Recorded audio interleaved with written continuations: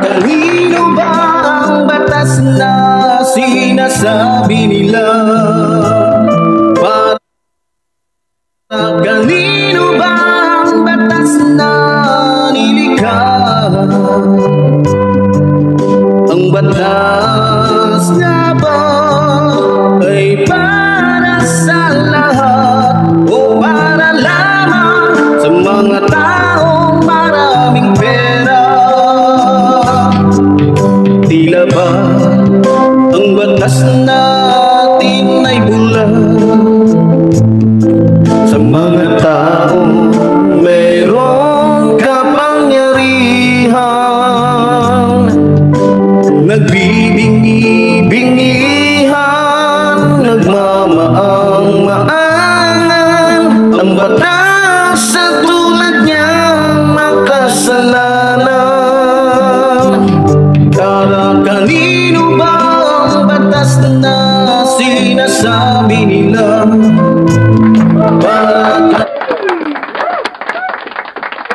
Okay, mga minamahal ko mga kababayan, good morning po sa inyong lahat, lalong-lalo na po sa ating mahal na Pangulong Ferdinand Marcos Jr., maging sa kanyang minamahal na First Lady Liza Araneta Marcos.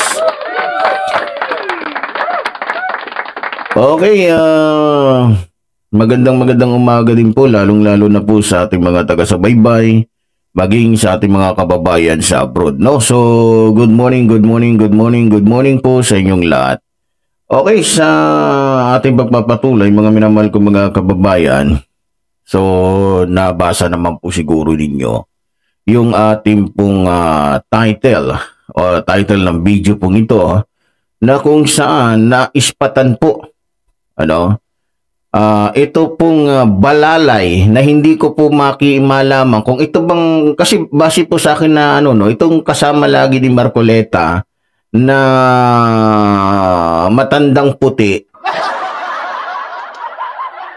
Alam niyo yung matandang puti? Dito po sa ating screen makikita nyo. Yung matandang yan na parang minsan ko lang nakita to sa cartoons eh. Yung pagmumukha na to. Parang ito yung kasama lagi ni Captain Hook. Parang si Ismi ba yun? Yung lagi tinatawag ni Captain Hook, Ismi! Ito po yun! Ito yung laging nasa likod ho ni Marcobeta, no? Na kung saan, booking na. Masyado silang nagpapahalata, mga minamahal kong mga kababayan eh. Di ba? Planado yung kanilang paglabas po nitong kanilang ginawang whistleblower. Yung ginawa nilang kunuhay ay witness. No? Dumalaw si Sara Duterte sa opisina ni Marcobeta. May secret silang pinag-usapan, hindi niya sinabi sa media, kaya pala yung secret pala na yon, ito palang ilalabas ni Sara na kunuhay ay witness. Di ba? Planadong-planado. Pagkatapos nilang mag-usap, kinabukasan, biglang lumutang itong tatangatang whistleblower na binayaran ni Sara Duterte na booking sa katangahan. Booking na kung saan scripted yung mga sinasabi. Diba? Dahil scripted, hirap na hirap itong si Marcoleta dahil siya lang naman yung professional dyan pagdating sa scripted naman, dahil abogago nga to. Yung kinuha nila, hindi naman, mas sanay lang yata pumatay yun eh. Hindi naman sanay ng anuhan yun, kasi mukhang tuliro eh. Hindi alam yung kanyang ginagawa, hindi alam kung alam niyo na, 'di ba? Alam niyo yung tao na binayaran lang para magsalita. Tapos nagkakamali-mali. Biro mo, doon pa lang sa sarili niyang testimonya, nagkakamali siya, babasahin na lang niya ha. Samantalang kung talagang totoo yung sinasabi niya, kahit walang basa-basa yan, matatandaan at matatandaan niya. Ay, Diyos ko po. So, dito po sa ating babasahin ngayon, meron po akong nakita dito. Dito po sa ating pag-uusapan ngayon, meron pong nakita ang ating mga kababayan na talagang nakapagpalaki po ng kanilang mata. No? Ito pong kasama ni Marcoleta na parang si Bonjing puti. Simple lang ang diskarte nito. Ang pinapagalaw po nito, dalawa lang mata. Hindi, tatlo pala. Mata, bibig, at saka apat. Mata, bibig, ulo, pati daliri. Paano ko nasabi? Eto ho, panoorin ho ninyo. Ayan. Kanila nalalabas ka rito at mag-testify ka? No, Your Honor. Ayan na, Hindi ka na sasagutin. Pailing-iling, oh. Yes, Your Honor. Sa talagang yan. Oh. Ilan, Your Honor? Ilang beses kayo deliver doon? Misan lang? Ilan? Tingnan nyo ha. Tingnan nyo dito sa part na to. Ayan, oh. Tingnan nyo. Kaya ko lang, Your Honor. Ilang beses kayo nag-deliver? Dito atras tayo ng konti. Hindi ka na sasagutin. Tingnan nyo yung mata. Yes, Your Honor. Tsaka yung ulo. Palagay ko lang, Your Honor. Pasimple lang yung mata niya, mga kababayan. Di ba? Titig na titig siya dun sa yung bunganga niya. Para may sinasabi niyang itong sabihin mo, para may password sila eh. Alam nyo, sa totoo lang, ito pong taong ito, itong matandang puti na to, halatang halata po hindi po to Pilipino. Ito po'y banyaga lamang na ginawang aso po ni Marcoleta. Kitang-kita naman po sa pagmumuka isang banyagang kulto. No? Membro din huto ng kulto kasi sa pagmumuka. Alam ko yung mga membro ng kulto, sa amoy pa lang kulto na tingnan nyo naman. Akala niya hindi siya maiispatan. Akala ng mga tao, si Erwin Tulfo lang yung makikita dun sa camera. Tanga yata tong gagong to balita ko, ang pangalan pala nito, ang bansag pala nito sa kanila, alam niyo kung ano? Bonjing. Bonjing. Kasi yung katawan pa lang, pati yung pagmumuka, mukhang tsupon. Tingnan nyo yung diskarte, paano siya mag-guide, para turuan kung anong dapat isagot. Ito. Nakikita, obvious na masyado, kitang-kita na yung kanyang sabi ni Marcoleta, magmas ka, kasi, kitang-kita ka, mag-Epifanio Labrador ka muna. Pero galit na galit sa akin, dahil ba't daw ako nakamas? Bakit naman itong aso ni Marcoleta, nandiyan lang naman sa loob ng hindi naman to komentarisa, bakit nagmas? Yung mga tulogis, di ba? Tingnan nyo, Ilang beses kayo nag-deliver doon? Sa part na yan, kasi nabubuking na siya, kitang-kita na, dahil yung galawan niya, yung mukha niya, obvious na, tingnan nyo kung ano ngayon ang pagagalawin ng tukmul na to. Ito, papakita ko sa inyo, para lang maklaro, ayan, Ilan? Tingnan mo, In my... During that time... kita mo yung daliri ni Judas. Kung sa kanila nalalabas ka rito at mag-testify ka? Ayun na. Nalalabas ka rito at umiiling-iling. Coach na coach yung dating. Pero kung iba yun, wala na. Nakita na ni Marcoleta yun.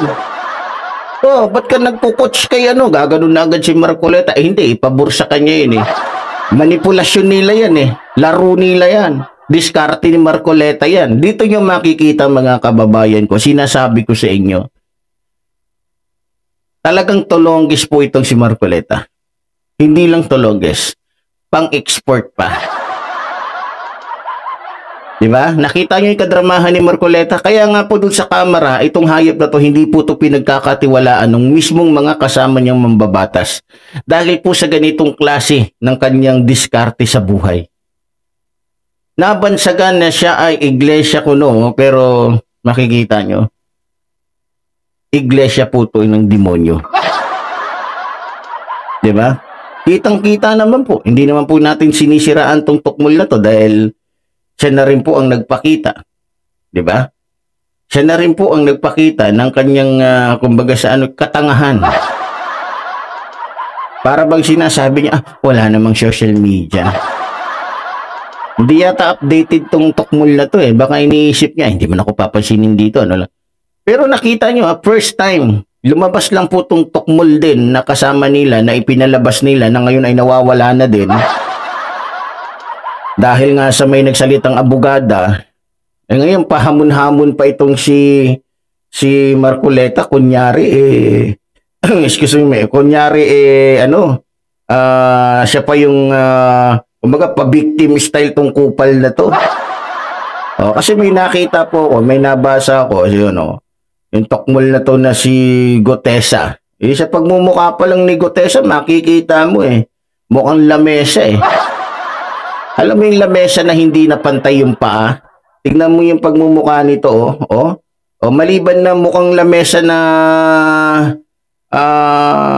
hindi napantay yung paa, mukhang raprod yung mukha.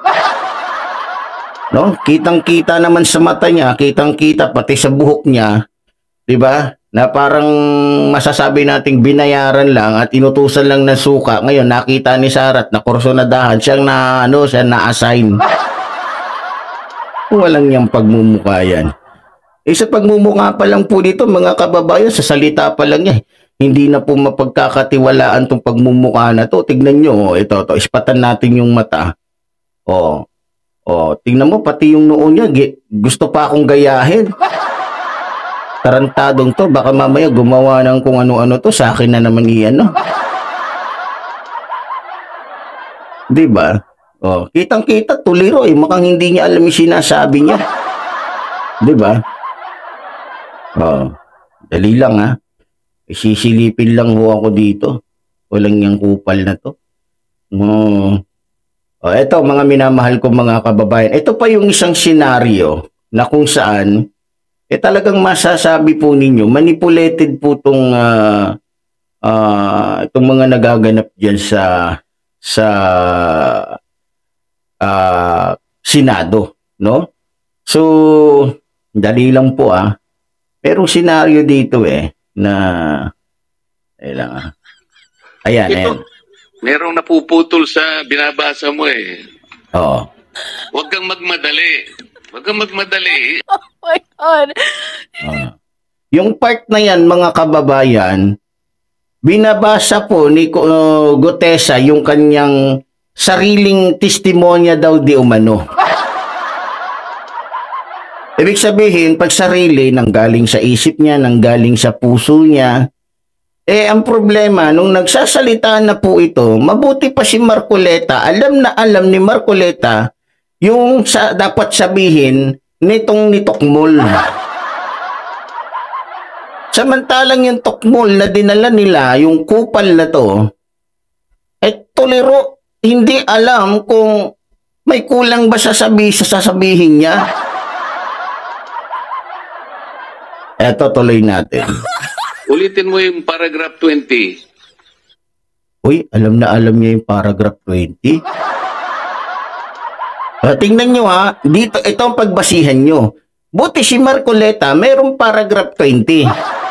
Bakit doon sa papel, na ibinigay ni Marcoleta, o doon sa papel pala, hindi pala binigay, doon sa papel ng lalaki, itong kupal na to, itong witness nila, o ni Gotesa, walang paragraph 20. So tingnan nyo kung anong gagawin ngayon ni Marcoleta para lamang mabasa ni Gotesa yung paragraph 20 na si Marcoleta na po ang gumawa. Eto. Hindi ko makita na putol na siya.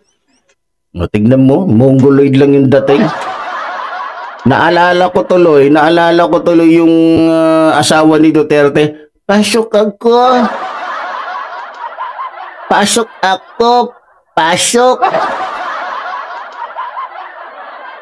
Mongoloid yung dating ng asawa ni Duterte. Nung nandun siya sa airbase, sabi ba naman doon sa mga gwardiya doon, pasok ako. Pasok ako. Hoy, pasok. Ganun na ganun yung dating, oh. Tumatawa lang si Mongoloid, oh. Tuwang-tuwa siya sa ginawa niya.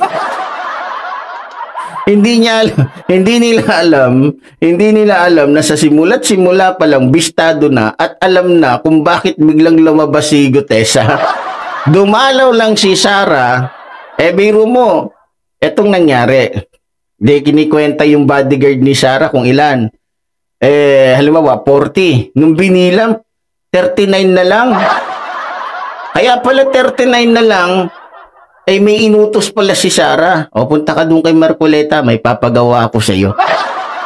Eto, nakarating na ng Senado. Ang problema, nagkalat. Eto. Walang yan buong. Tingnan mo. So, magmamadali. Kung ano yun ang natulad nyo. Ayan na, huwag na magmamadali. O, galit na galit si Marcoleta. Sabi ni Marcoleta, magbubuko tayo. Ang ganda-ganda na ng script natin. Diba? O, anong gagawin ni Marcoleta?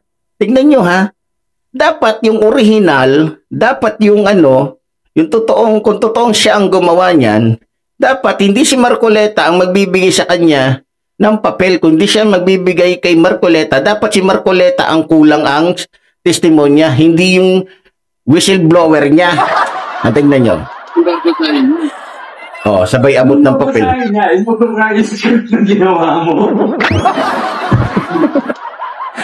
napatawa si di ba?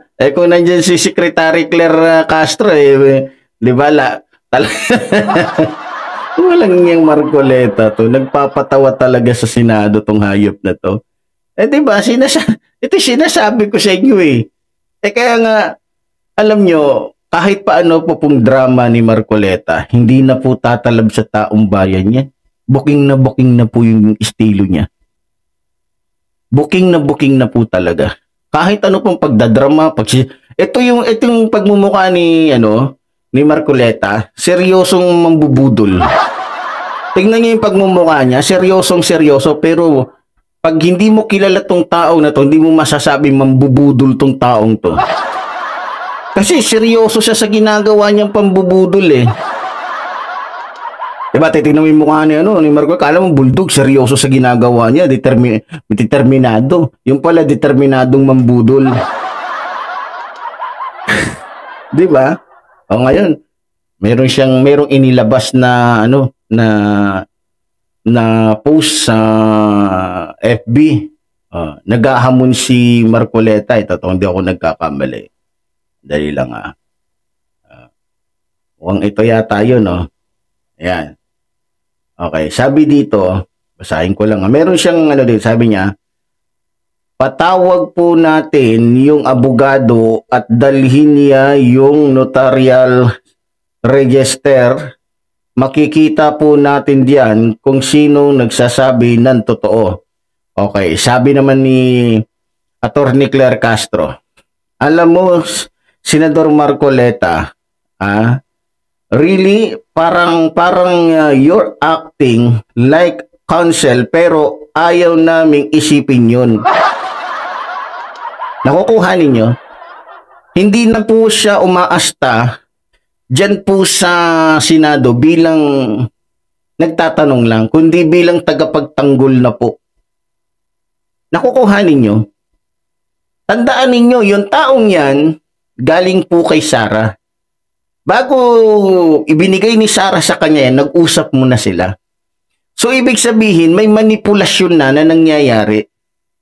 May inutos sa kanya si Sara, itong gawin mo. Itong gawin mo. Ito ang uutusan natin. Ito ang magsasalita para masira si Saldico, maging si Martin Romualdez. Para lumabas na totoo ako, tama yung sinasabi ko. Kasi ayon dito, babasahin ko lang po Hinamon ni Senador Dante Marcoleta si Attorney Pichi Rosa Espera na humarap sa Senate Blue Ribbon Committee at patunayan na hindi niya ninotaryuhan ang sinumpaang salaysay ni Orly Gutesa, ang surprise witness sa naganap na pagdinig ng naturang komite nitong Huwebes, September 25 at nagpakilala na dati umanong security aid ni ako Bicol Representative Saldico. na kung saan nagsinungaling at ang sabi niya si Saldi ko lang daw ang kanyang na VIP bodyguard. Pero nung lumabas ang katotohanan, siya pala, bago siya lumutang dyan, si Sara Duterte ang kanyang amo. Eh di booking na booking si Sara, di ba? O akala niya hindi sila mabubuking. O ito pa. Samantala, pinuna naman ni Presidential Communications Office PCO Undersecretary Attorney Claire Castro si Marcoleta sa nangyaring sagutan nilang dalawa ni Senate President Pro Tempore Pampilo Ping Lacson.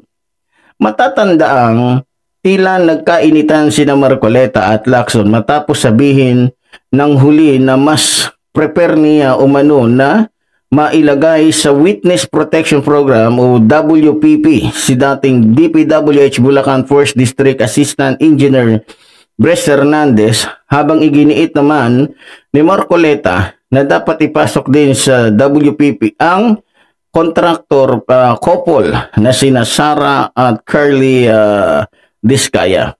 So sabi dito, parang lumalabas, ito'y sinabi ni Attorney Claire Castro, parang lumalabas dito o far nakikita ng tao, ikaw Marcoleta lang yung nagtatanggol sa mga diskaya sa ad ni Castro sa kanyang live stream noong September 2023. So alam niyo mga minamahal ko mga kababayan, bakit gustong-gustong ipasok ni Marcoleta ito pong itong mga diskaya? Kasi may mga proyekto po ang mga diskaya sa Davao City na natuklasan po ni Attorney Vince Dizon ng tagapangasiwa ngayon ng DPWH na napakaraming proyekto sa Davao City na kung saan ay proyekto ni Puloy na kontraktor dito ay walang iba kundi mga diskaya na nagkakahalaga po ng daan-daang milyon, bilyon-bilyon na hindi po makita. So, sa madaling salita ay isa ding ghost projects. Bakit gustong-gusto? Kasi ang pangako kasi ni Marcoleta dito sa mag-asawang ito, kapag naipasok ko kayo, basta maipasok ko kayo dyan, hindi na kayo makukulong, hindi na kayo makakasuhan ng criminal case. Basta wag nyo lang sabihin kung sino-sino, wag nyo lang sabihin na itong si Paulo Duterte na kapatid ni Sara Duterte ay marami ding mga ghost projects o marami ding maliban sa 51 billion ay marami ding nakuhang project na kung saan malaki yung kanyang kickback. Diba? Na nakuha o mga kickbacks, marami-ramihan na natin, diba? Hindi naman po natin matatanggihan. Napakadami pong ghost projects at saka maraming mga hindi natapos na proyekto bagamat nabayaran na ng buo dyan mismo sa Davao Region. Kaya nga po pinaimbestigahan na pinalabas naman natin dito yan. Lahat ng mga engineers ng DPWH ng Davao under investigation po sila ngayon. Sa tingin nyo, under investigation ba yung buong region o rehiyon ng Davao kung walang katiwalian dyan, walang ghost projects, walang mga kung ano-anong mga monkey business dyan? Hindi. At may patunay tayo, no? Na isa sa 15 top contractors na nakakuha ng napakaraming proyekto ay meron pong kaugnayan, hindi lamang po kay Paulo Duterte, maging kay Sara Duterte. Na kung saan, parang wala itong pinagkaiba sa nangyari po dito po kay Chis Escudero. Kaya sa pagkakataong ito, parang mapipres din po, kung di ako nagkakamali, lahat po ng ari-arian nitong mga Duterte. Bakit? Si Chis Escudero napabilang siya sa usapin ng katiwalian. Pinapres, in-advise po o itinulak ng NBI na i-press lahat ng ari-arian nila na kaduda-duda. Ano ko nasabi? Dito po sa ating babasahin ngayon, Eto to, para malaman ninyo na mismo si Sara Duterte ay may imbol po sa katiwalian kaya na gustong-gusto niya na mapokus lamang yung usapin ng katiwalian kay Saldico maging kay Martin Romualdez dahil meron po siyang tinatago na kung saan meron siyang campaign donor na binigyan niya ng napakaraming proyekto na puro ghost project po ang nangyari. Eto, para makita ninyo. Andali lang Ayan. So, dito po. So, makikita nyo po dyan, mga minamahal ko mga kababayan. Sabi dito, campaign donor ni BP Sara, top flood control project contractor sa Davao. Yan. Eto. Okay. Sabi dito, babasahin ko lang po. Naka-corner ng dali lang po naka-corner ng 2,899,690,550.13 halaga ng mga flood control project sa buong rehiyon ng Davao ang Genesis 88 Construction na pagmamay-ari ni Glenn Escandor na malapit umano sa mga Duterte. Yan, ito na. Ayon sa pinakabagong update sa ulat ng Rappler noong September 18, may kabuuhang 35 flood control infrastructure projects ang nakuha ng Genesis 88 Construction noong 2001, ibig sabihin panahon to ni Rodrigo Roa Duterte, hanggang 2023, panahon na to ni Sara Duterte, na makikita sa sumbong ng Pangulo website. Ito, yari ngayon si Sara dito. Malayo sa ibang construction firm na nakakuha lamang umano ng isa hanggang 5 proyekto sa Davao City, 25% ng 136 flood control projects ang na-corner ng Genesis 88 batay sa bilang ng Rappler. Yan.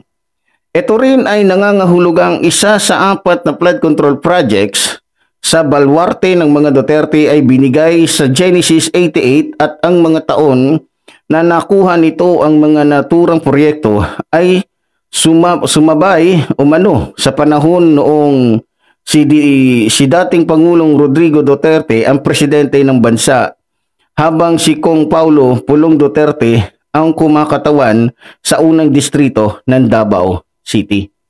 So ito po yung kinakatakutan ng magkakapatid na ito. Ito po yung kinakatakutan. Kaya po humiling si Paulo Duterte kay Sara, gamitin mo ang kapangyarihan mo. Total aso naman natin. Total alalay naman natin. Tuta natin si Marcoleta. Dumalaw ka sa kanya, kausapin mo ng masinsinan. I-instruct mo sa kanya ang dapat niyang gawin. Kung kinakailangan gumamit ng tao, katulad nito ni Gomesa ba to? Donesa? Hindi ako nagkakamali. Itong tukmol na ni tawag nito. Dali lang ano pa pangalan nito? Okay, Gotesa pala. Mukha kasing rap load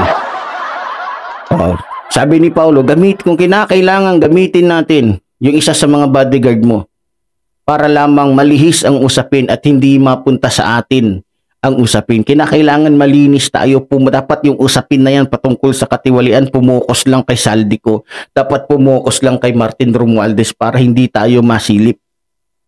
Pero, hindi alam ni Paulo Duterte na nasa listahan na po sila. Kaya, yung paglabas po nito ni Gotesa, hindi po masyadong pinaghandaan ni Sara yun. Nagmadali po kasi si Sara. Wala yung pinagkaiba doon sa ginawa niya. Sa kakamadali niya para makapagpresenta kuno ng ebidensya doon sa kamera. Ang nailagay niya tuloy si Piwi, si Piatot, at kung anong-ano pa. So makikita nyo, may sayad po itong si Sara. Gagawa na lang po ng krimen, lagi pang palpak. Laging nahuhuli, laging nasisilip, laging nalalaman, laging nabubuko. Diba? So ngayon, wala silang ligtas dito kasi ngayon nga nagtatago na si diba? Gotesa.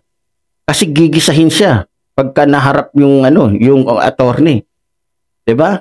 Oh, bakit may pahamon-hamon pa si Marcoleta? Paano mangyayari yun? Hindi mo na alam naman namin na hindi mo na ilalabas yan si Gutesa dahil mabubuking ka na. Ang gagawin mo ngayon, babaliktarin mo yung abogado tuloy na biktima ni Gutesa, biktima ninyo, yun ngayon ang babaliktarin mo. Ugok.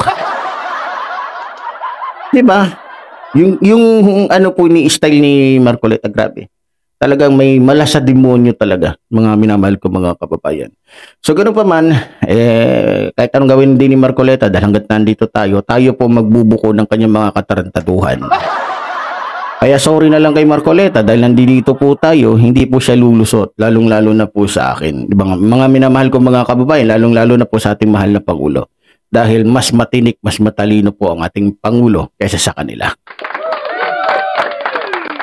Okay, muli po, tulad po ng sinasabi ng iyong lingkod, mabuhay po ang ating inang bayan, mabuhay po nagmamahal sa ating inang bayan. Maraming salamat po.